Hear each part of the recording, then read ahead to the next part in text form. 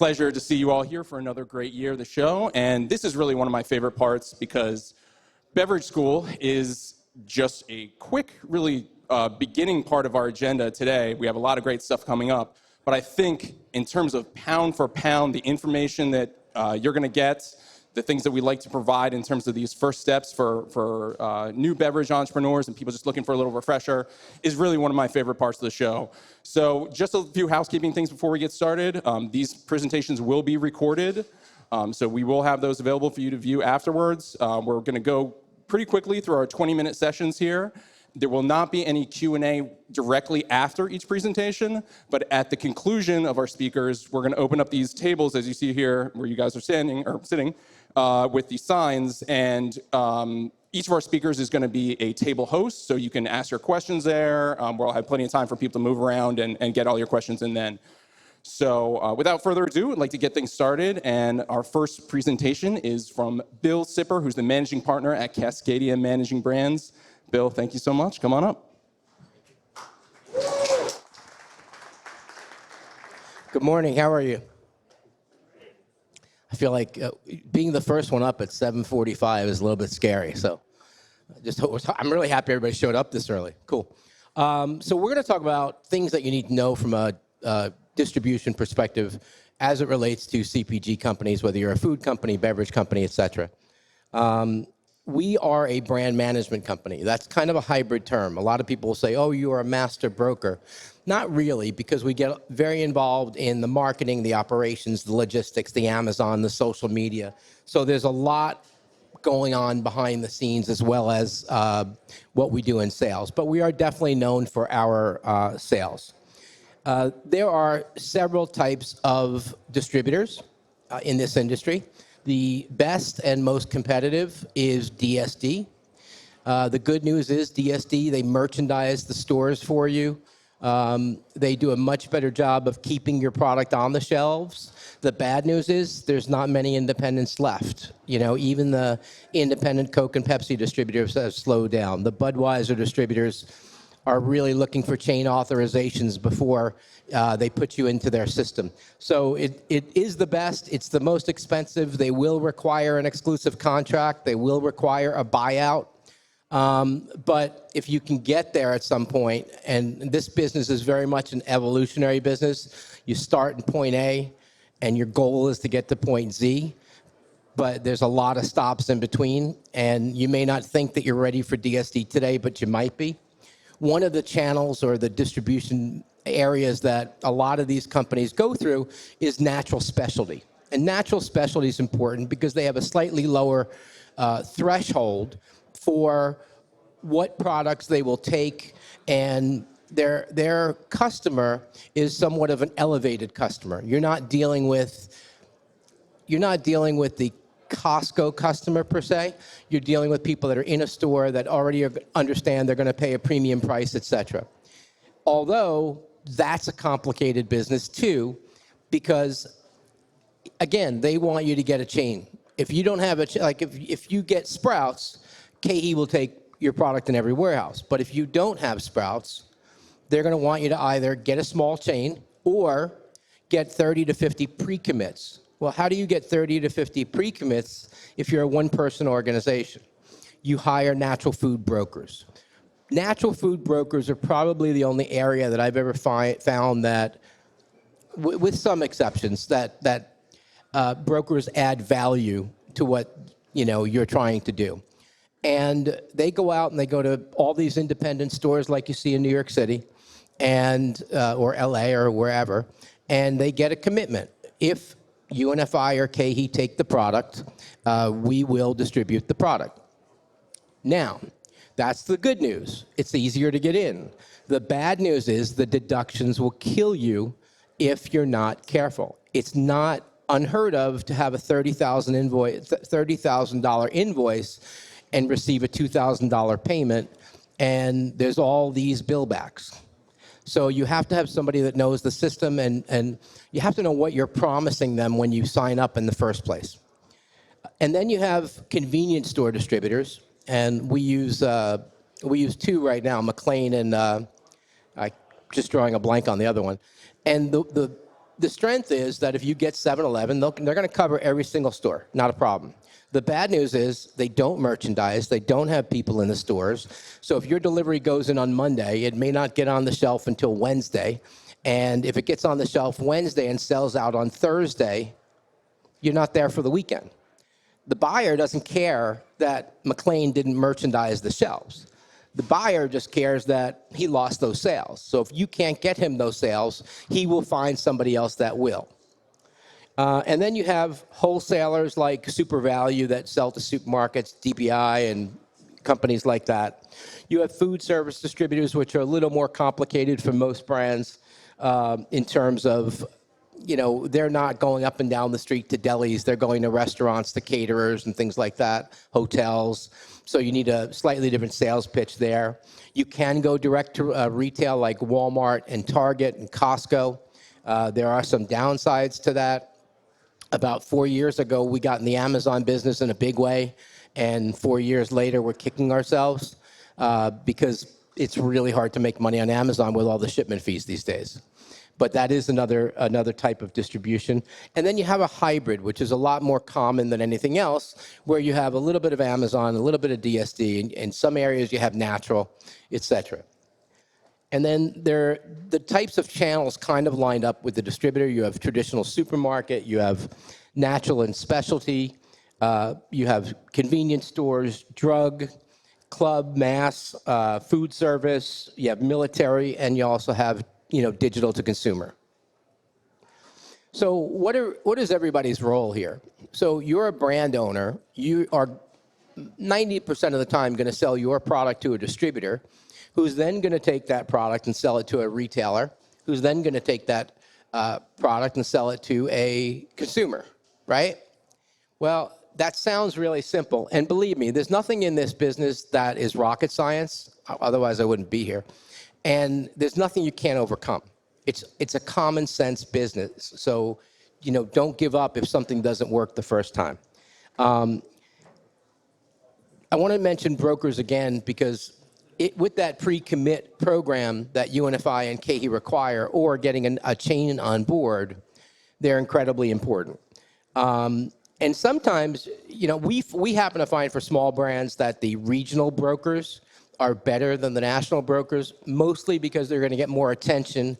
They're used to working harder. I always tell people that the last guy that had to sell Budweiser died 20 years ago. I mean, the brand sells for itself. When you have a broker and they're used to selling Clorox bleach and they just put it on the shelf when it goes, not a big deal. When you need some tender love and care, in the beginning especially, the regional brokers may be better for you.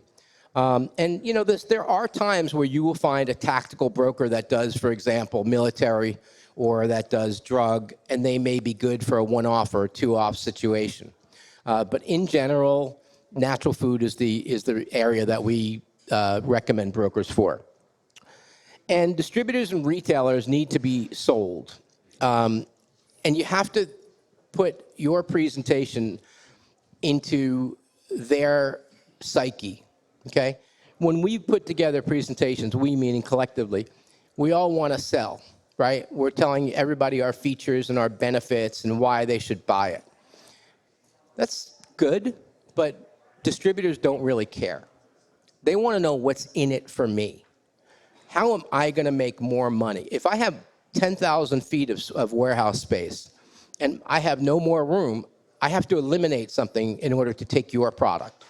Why should I take your product as opposed to the 40 other products that we just got the other day? What's in it for them? What is your program? What is your price to them? What is your promotion? What is your incentive? Do you have an exclusive contract that you're willing to offer them, et cetera? So that's a big thing when you create your distributor presentation, it's what's in it for me.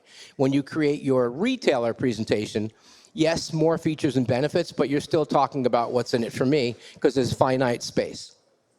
Too often people try to sell their products to distributors and retailers like they would consumers. Well, you're 3 steps away from any consumer ever seeing your brand. You've got to get the distributor to do his job, you've got to get the retailer to do their job, and then you get to the consumer. So think about how you're going to get past the first 2. The beverage industry is essentially UPS and FedEx. And what I mean by that is UPS has a lot of brown trucks that run around and they deliver. They do an amazing job of delivering. Could you imagine if they had to sell something? Most distributors don't have time to sell. They have a huge, when I was coming up, I'll never forget a conversation with Philadelphia Coca-Cola, and they said, we are not going to go over 100 SKUs. Just no matter what we do, we're going to make sure that we're under 100 SKUs.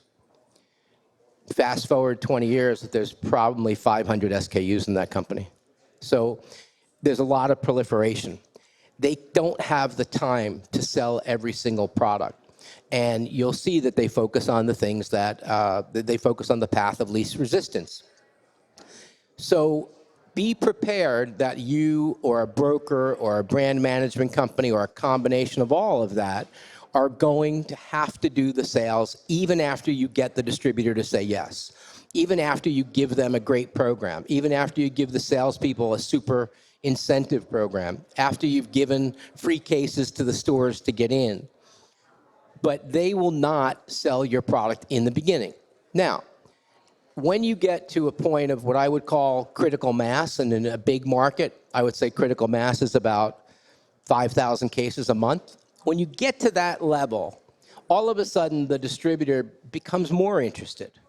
They're more focused on your brand because now they believe if these guys got us 5,000 cases a month, I can get 30,000 cases a month. Now I just have to rejigger the tools.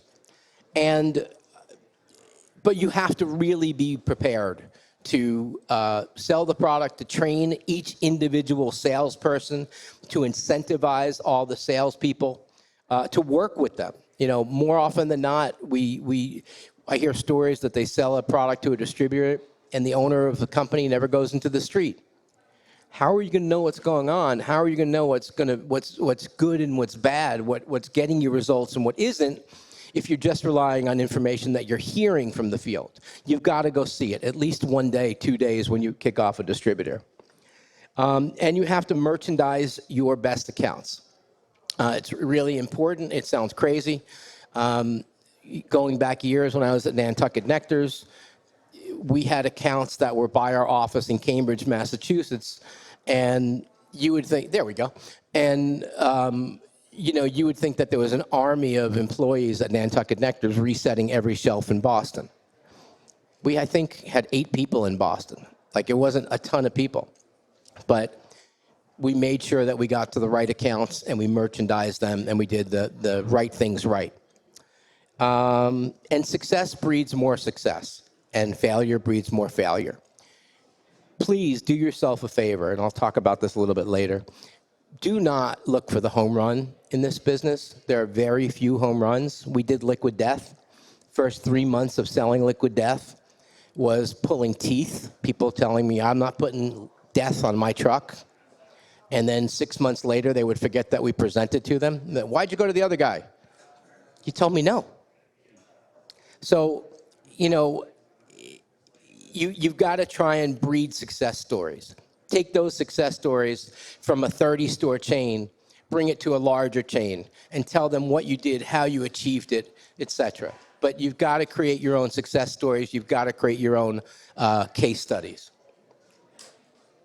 So what margins do distributors and retailers work on? It's kind of all over the board, but I would say on average, a DSD distributor is going to make 33% margin. And, there is a distributor in New York, probably the best distributor. They work on about 40% margin. It gets very difficult to make money when you're selling to some of these bigger distributors.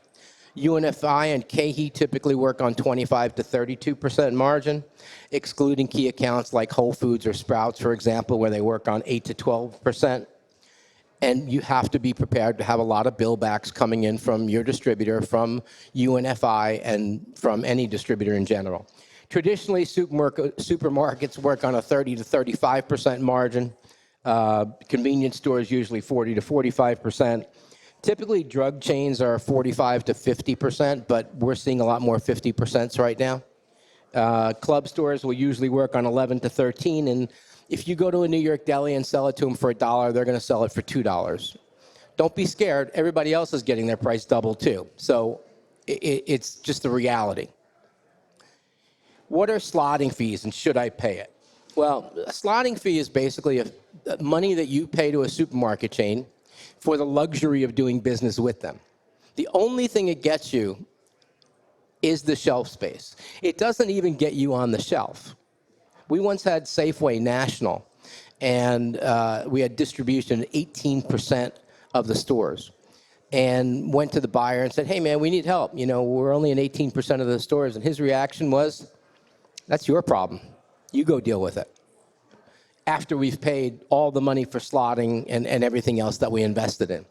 So, you know, you do have to pay slotting. It is a reality. There are people like, we worked with Matt from Chlorophyll Brands, and he was really good about saying no. You have to be in a position to say no when it's not the right chain. If you have an upscale product and you're going to Wegmans does not charge slotting. But if Wegmans wanted slotting for an upscale type product, it's probably worth doing. If Fairway wanted slotting, it's probably worth doing. At the same time, if you are an expensive item and you're trying to go to dollar stores, you're going to fail. Well, I mean, you're not going to fail. There's a good chance that you're going to fail, and you're going to have more failure than successes. Okay? So pick your accounts wisely. Let's see. This is the money, by the way, that the supermarket makes. They don't make any money anymore from selling, you know, products. If you look, there's very few people that are employed by the supermarket chain in the store. In fact, if you look at the checkout aisles, they're self-checkout now. The brokers are stocking the shelves, the vendors are stocking the shelves, and they're making money on these slotting fees. And, you know, again, convenience stores also have slotting fees, but they'll have just like a flatter fee per shelf. You can pay if you're in the energy category, you can pay $350 to $500 per store, per shelf in the convenience store channel. Think about how that adds up really quickly. So if you had a supermarket chain of, let's say, 2,700 stores, and you had 4 SKUs, be prepared to either write a check or have them deduct from your invoice $220,000. Obviously, the more stores they have, the more expensive it is. Walmart does not have a slotting policy. Wegmans does not have a slotting policy. Walmart does not have, Publix does not have a slotting policy. So you don't have to pay for slotting, but it's a lot harder to get in there. Okay, they're much more selective. Independent accounts, the accounts that you're going to see in the New York City market, for example, in a California market, they are the bread and butter of beginning a beverage distribution program. You have to get these independents. If you get these independents, the other big guys will eventually come on board. Okay?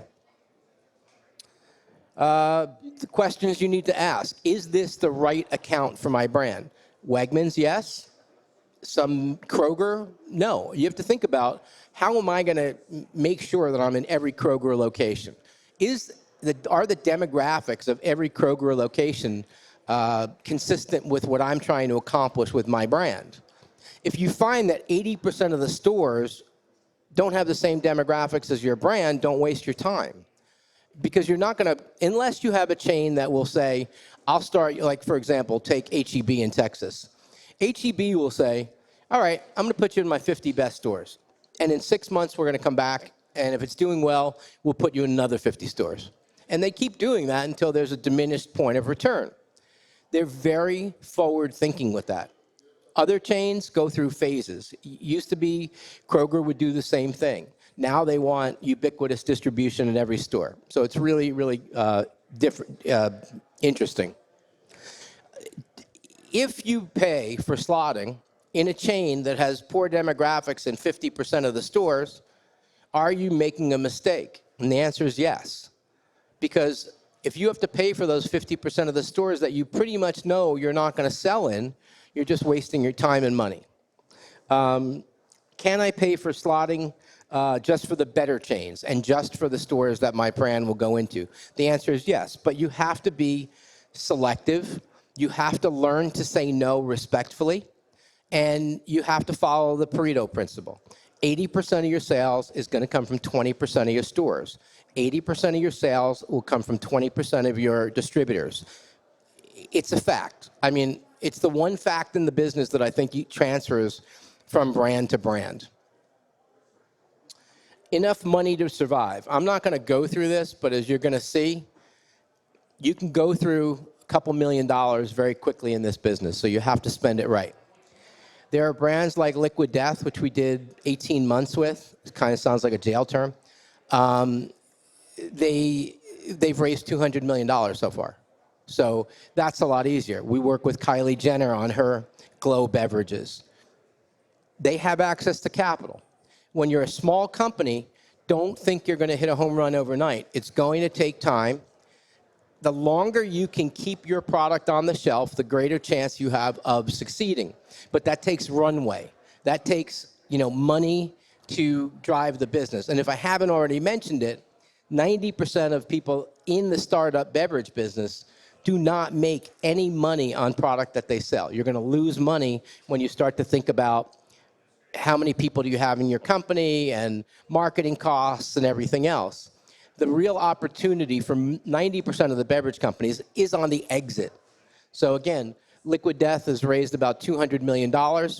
They're also probably valued at about $800 million right now. So they're going to exit for a lot of money, definitely worth the $200 million that's been invested so far. I am not going to go through this because I'm running out of time, but this is what companies look for when they are looking to acquire you. So let me just say that anything that you need from this, whether it's a question, we also have a glossary of terms that we give out for free. Anything you have, you want a copy of the presentation, you want me to walk you through the presentation again, one-on-one, fine. Just shoot me an email at info@CascadiaFoodBev, and we'll spend more time going through the details of each of the slides if you have questions. So, thank you.